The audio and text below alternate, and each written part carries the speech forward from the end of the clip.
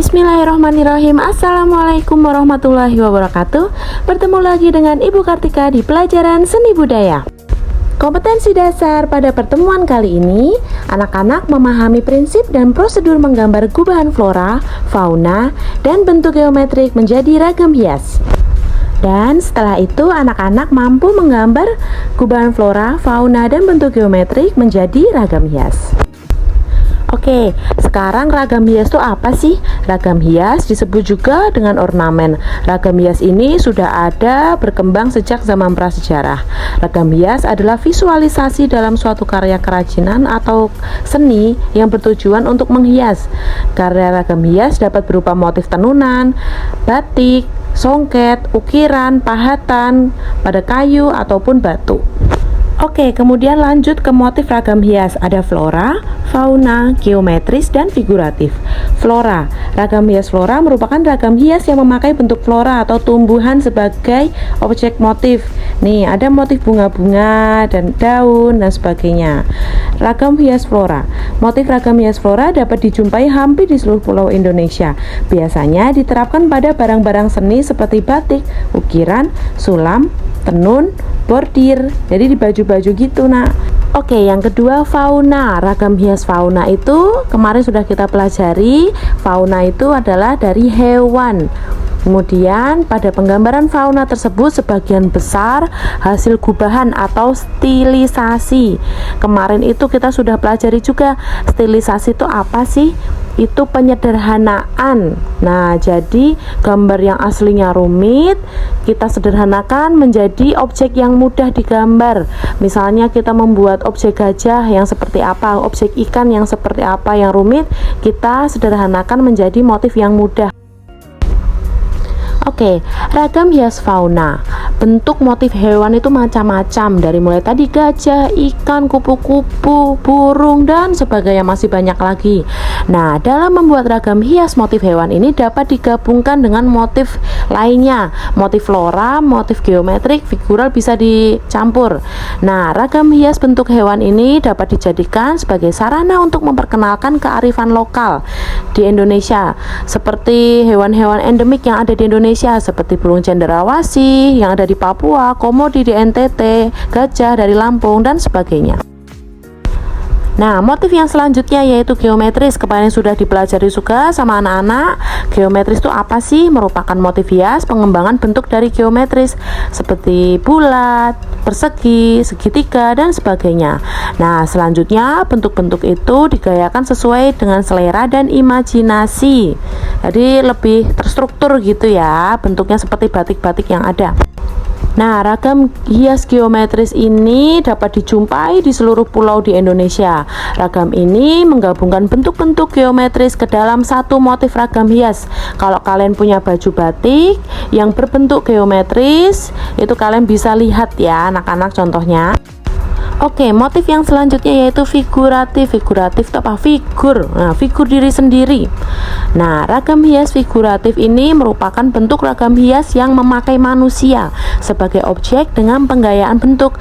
Jadi dengan distilisasi tadi, dengan disederhanakan tuh. Dilihat contohnya, bentuk orang tapi bentuknya seperti itu. Jadi tidak detail. Jadi cukup figurnya aja yang terlihat sebagai objek manusia gitu. Nah, ragam hias figuratif ini biasanya juga terdapat pada bahan tekstil maupun bahan kayu yang proses pembuatannya dapat dilakukan dengan cara digambar, dilukis, bisa dicetak juga. Oke, motif sudah, kita sekarang lanjut ke pola ragam hias. Pola ragam hias itu merupakan penyusunan pola dengan aturan, bentuk, dan komposisi tertentu. Nah, penempatan pola ini tergantung dari tujuannya. Misalnya, nih ada simetris, asimetris. Nah, simetris itu terletak di tengah-tengah, seimbang. Nah, kalau asimetris tadi, kebalikannya. Kemudian ini ada menyudut, ada gabungan, ada beraturan, ada tak beraturan. Nah, pola-pola yang ada ini tergantung tujuan kalian untuk apa, untuk ditaruh di tengah, untuk ditaruh di pojok, dan sebagainya, tergantung tujuannya. Oke, lanjut ke teknik menggambar ragam hias. Yang pertama, perhatikan pola bentuk ragam hias. Yang kedua, persiapkan alat dan media gambar, bahannya juga. Tentukan ukuran pola gambar yang akan dibuat. Kemudian 3, buat sketsa di salah satu bidang yang telah dibuat sebelumnya. Nah, kemudian ragam hias ini juga ciri khasnya bentuknya diulang-ulang. Nah, kalau misalnya mau pakai bentuk yang diulang-ulang, kalian bisa mencontoh gambar yang sudah kalian sebelumnya buat. Kemudian gambar diwarnai, boleh diarsir, boleh diwarnai dengan warna. Nah, ini pewarnaannya harus full ya nak ya. Kalau diarsir juga harus full, di blok. Jadinya bagus, jangan cuman objeknya aja tapi backgroundnya juga diwarnai, ataupun kalau yang mau pakai pensil diarsir, kalau yang pakai warna digradasi. Kalian sudah SMP, kalian pasti bisa menggradasikan warna atau mengarsir gelap terang seperti yang sudah diajarkan ibu kemarin ya. Nah, ini contoh menggambar ragam hias flora. Yang pertama, dibuat dulu komposisi polanya bagaimana, sebesar apa, ukurannya gimana. Kemudian tetapkan letak objek gambar yang sudah ditentukan dan terakhir diwarnai. Ini kalau yang fauna, ini tadi pakai stilisasi, jadi disederhanakan. Ini gambar apa sih?